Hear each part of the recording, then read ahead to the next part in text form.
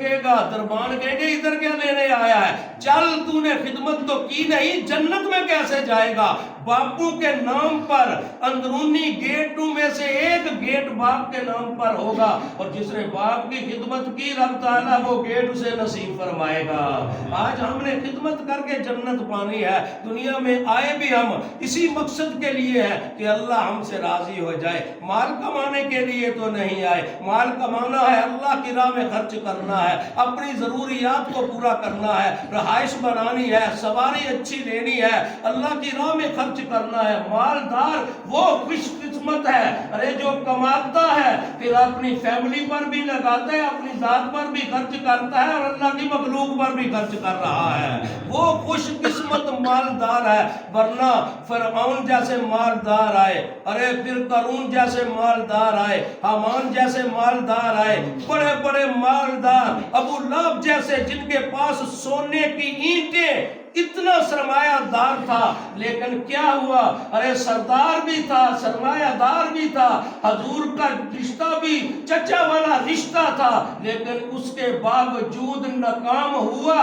بظاہر چمکتا اس کا چہرہ تھا لیکن ناکام ہوا، کلمہ نہ پڑھا، کلمہ کالے کلوٹے حضرت بلال نے پڑھا، رب نے شانوں سے عطا فرما دیا، ایسی شانیں عطا فرمائی، ارے پھر رب کے گھر پر کھڑے ہو کر اذان پڑھ رہے ہیں، ایسی شانیں عطا فرمائی۔ خود نبی نے فرمایا معراج کی رات، ارے اے بلال میں نے تیرے قدموں کی آہٹ کی آواز کو سنا ہے۔ اللہ اللہ اتنی شانیں عطا فرمائی۔ رب نہ رنگ دیکھتا ہے نہ مال دیکھتا ہے، مال وہی کام آئے گا جو اللہ کی راہ میں بندہ خرچ کرے گا۔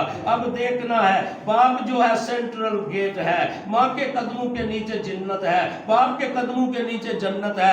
ماں اور باپ کے نام پر اصحال ثواب کی محفل پاک کا اہتمام بیٹوں نے آج کیا ہے، مبارکباد کے بھی مستحق ہیں۔ آج تو لوگ پھر تیجا بھی بھول جاتے ہیں، جب دفن کیا اگلے دن فارغ، بعد میں پتہ بھی نہیں چلتا۔ ہم نے کئی جنازے پڑھائے اور پوچھا بھئی ختم پاک کا اعلان، وہ بعد میں سوچیں گے پتہ نہیں کرنا بھی ہے کہ نہیں۔ ایسی بھی اولاد ہوتی ہے، خوش قسمت وہ ماں باپ جن کی اولادیں پیچھے سے ہاتھ اٹھا کر دعائیں مانگنے والی ہیں، اللہ ان پر کرم فرماتا ہے اور ان کی بھی قبول روشن ہوگی جب یہ جائیں گے۔ اور کیسا مقام ہوگا؟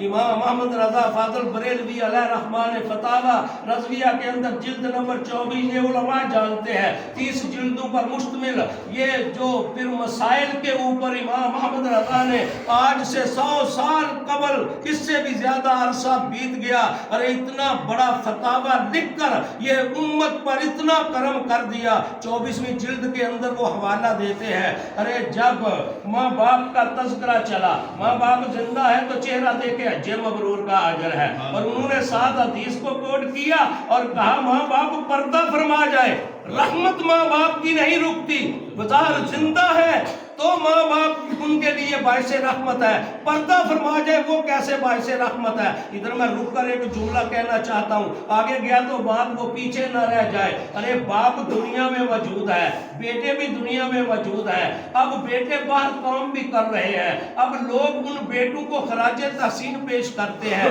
بیٹوں کی آنکھوں میں حیا ہے، بیٹوں کے چہرے پر پھر ایسا اللہ کا کرم ہے، ارے پھر وہ اللہ کی بارگاہ میں جھکنے والے بھی ہیں، اذان ہوتی ہے رب کے گھر آ جاتے ہیں، بڑوں کا ادب کرتے ہیں، چھوٹوں سے شفقت سے پیش آتے ہیں، آنکھوں میں حیا رکھی ہے، ارے لوگ مبارکباد دیتے ہیں آ کر اس کو، ارے تجھے مبارک ہو تیرا بیٹا بڑا نیک ہے، اللہ کہ لوگ تعریفیں کر رہے ہوتے ہیں۔ اور باپ کو جب سنایا جاتا ہے، ارے بیٹوں کی تعریفیں پڑھ پڑھ کر جب بیٹے باہر سے آتے ہیں، یا ایک بیٹا آیا، باپ کا دل خوش ہوا اور باپ نے خوشی بھری آنکھ سے بیٹے کا چہرہ دیکھا، پہلے تو بیٹا باپ کا چہرہ دیکھ رہا ہے، اب باپ بیٹے کا چہرہ دیکھ رہا ہے۔ یہ ہے اسلام کا حسن جو باپوں کے پھر چہروں پر اور باپوں کی نگاہوں میں رب نے رکھ دیا ہے۔ ارے باپ چہرہ بیٹے کا دیکھ رہا ہے، جب چہرہ دیکھا تو میرے آقا کا فرمان ہے، ارے جب باپ بیٹے کا چہرہ محبت والی نگاہ سے دیکھتا ہے اور اس کا دل خوش ہوتا ہے، پھر رب تعالیٰ ایک غلام آزاد کرنے کا ثواب بیٹے کے نام اعمال میں لکھ دیتا ہے۔ سبحان اللہ۔ دیکھ بیٹا رہا ہے، پہلے بیٹے نے باپ کا چہرہ دیکھا، ارے ثواب اس کی طرف لوٹ کر آ گیا. اب بیٹے نے باپ کا چہرہ نہیں دیکھا, باپ نے بیٹے کا چہرہ دیکھا اور خوش ہوا باپ. تو رب کرم فرماتا ہے. ادھر بھی سوال کیا ایک صحابی نے, آقا کوئی 2 بار باپ چہرہ دیکھ لے. فرمایا رب کے ہاں خزانوں میں ثواب کی کوئی کمی ہے؟ 100 بار بھی دن میں باپ چہرہ دیکھ کر خوش ہو, رب 100 غلام آزاد کرنے کا اجر عطا فرمائے.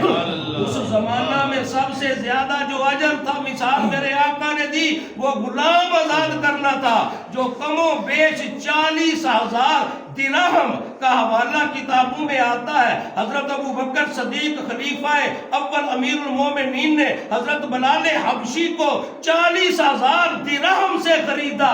ارے اتنا خرچ کیا غلام کو آزاد کرنے پر, اور منہ مانگی قیمت دی اس کو. ارے لے لے, میرے آقا نے اسے پسند فرمایا ہے. ارے آج ابو بکر سارا مال قربان کر کے بھی بلال کو آزاد کروا لے گا. ارے غلام آزاد کرنے کا سب سے زیادہ اجر. ارے رب نے رکھ کدھر دیا؟ باپ چہرہ بیٹے کا دیکھ رہا ہے, ارے پھر خوش ہو رہا ہے, تو رب تعالیٰ بیٹے کے نام اعمال میں پھر ایک غلام کا ثواب درج فرما رہا ہے. پھر آگے جو پیغام محبت میں آپ کی نظر کرنا چاہتا ہوں, وہ بڑا عظیم پیغام ہے. میرے اور آپ کے آقا نے فرمایا, جو امام محمد رضا فاضل بریلوی علیہ الرحمہ نے حدیث مبارکہ کو نقل کیا, باپ پردہ فرما گیا, ماں پردہ فرما گئی, جس قبرستان دفن ہے, اب بیٹا قبرستان جا رہا ہے, یا زیادہ بیٹے ہیں وہ قبرستان جا کر قبور کی زیارت کر رہے ہیں. آج ایسا بھی عقیدہ ہے زیارت کی ضرورت کیا ہے. ارے زیارت کا حوالہ میرے آقا نے صدیوں قبل دیا. ارے باپ اور ماں کی قبر کی زیارت کرنے والا بیٹا جب ایک بار جا کر زیارت کرتا ہے, تو رب تعالیٰ ایک مقبول حج کا ثواب اس کے نامہ اعمال میں درج فرماتا ہے. اس بیٹے کو مل رہا ہے ثواب, ایک بار قبر کی زیارت کرنے والا. وہ جمعہ کی روایتیں تو علیحدہ ہے کہ جمعہ المبارک کے دن بیٹا قبر پر جا کر ماں کی یا باپ کی قبر پر جا کر دعا مانگے, سورہ یاسین کی تلاوت کرے. میرے آقا کا فرمان ہے, رب بیٹے کے گناہوں کو بھی معاف فرما دیتا ہے, اور جس ماں کی قبر پر کھڑا ہے, باپ کی قبر پر کھڑا ہے, ان کے گناہوں کو بھی معاف فرما دیتا ہے. ارے یہ شانیں ہیں اور یہ مقام ہے. میں نے اکثر دیکھا روایتوں میں آتا ہے, جب بیٹا ماں باپ کی قبور پر ہر جمعہ حاضری دینے والا ہے, معاشرے کے اندر اس کی عزت میں رب اضافہ فرما دیتا ہے. ارے یہ ہے تابعدار, وفادار اور ایسا مخلص ماں باپ کے حق میں کہ ان کی قبور پر جا کر زیارت کر رہا ہے. ماں باپ کی قبور کی زیارت